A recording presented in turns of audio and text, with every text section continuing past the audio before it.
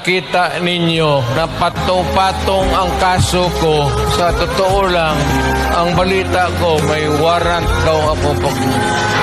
Matagal na akong hinahabol ng mga putang ina. Ano man ang kasalanan ko, na ginawa ko man ang lahat sa panahon ko para may konting katahimikan at mapayapa ang buhay ng Pilipino. Assuming na totoo, bakit ko ginawa yan? Para sa sarili ko? Para sa pamilya ko? Para sa inyo at ang inyong mga anak sa ating bayan. Bakit? Tumahimik ba ang bayan natin kung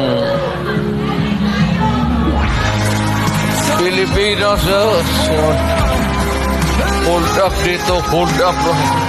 Tayo mga ayaw ng gulo, nagpipilitan tayo to confront evil because nandyan sa harap natin. Sino ba naman gustong pumatay? Putang inang yan.